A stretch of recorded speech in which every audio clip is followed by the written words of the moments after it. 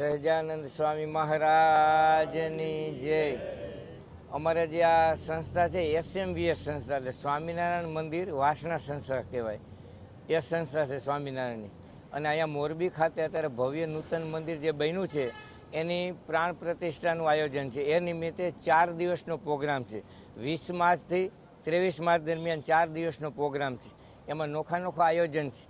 Main આયોજન જે છે રાત્રે 8:30 થી 11:30 વચનામૃત પારાયણ, જે સ્વામિનારાયણ સંપ્રદાયનો મેઇન ગ્રંથ છે વચનામૃત, એની પારાયણનું આયોજન છે કે મોરબીની જનતાને જે એનો લાભ મળે।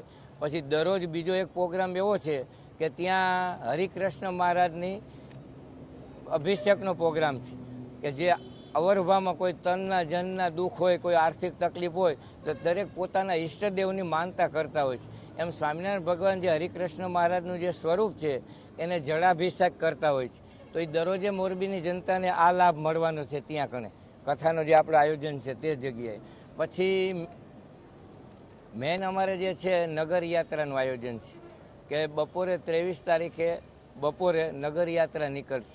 તો એ આખા મોરબીમાં 4 કલાકનો રૂટ છે। તો 4 કલાકે દરેક જેમ બને મેક્સિમમ લોકોને લાભ મળે, એમાં મહારાજની દ્રષ્ટિ પડે બધા ઉપર, મોટા પુરુષની દ્રષ્ટિ પડે, જે દ્રષ્ટિથી બધાનું સેવન થતું હોય છે। તો આ મેઇન ઉદ્દેશ છે કે બધાને મેક્સિમમ જેમ મોરબીની જનતાને લાભ મળે, આ એક આયોજન છે। ત્યારથી અમારે અહીંયા કણે મહાયાગ, એટલે કે બધા સજોડે યજ્ઞમાં બેસશે અને જે કાંઈ પોતાની ઈચ્છાઓ મનોકામના હોય પૂર્ણ કરે મહારાજ, એના માટે થઈ યજ્ઞનું આયોજન છે। તો એ પાછળના ગ્રાઉન્ડમાં આપણે છે, તો યજ્ઞનું પણ આયોજન અહીંયા રાખેલું છે। આવી રીતે 4 દિવસના અલગ આપણા પ્રોગ્રામ છે કે જે જેમ બને એમ બધાને લાભ મળે, આવો પ્રોગ્રામ રાખેલો છે અહીંયા કણે। આ મહાનુભાવોમાં મેઇન પહેલાં અમારા સંસ્થા લેવલે વાત કરીએ તો અમારા હરિકૃષ્ણ મહારાજ અને ગુરુજી આવશે, જે સત્ય સંકલ્પ સ્વામી અમારા સંસ્થાના હેડ છે એ આવશે।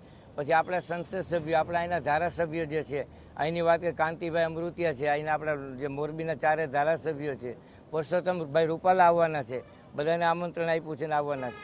કલેક્ટર સાહેબ છે, આપણા અહીંયા મ્યુનિસિપલમાંથી જે આપણે કમિશનર સાહેબ છે એ આવવાના છે।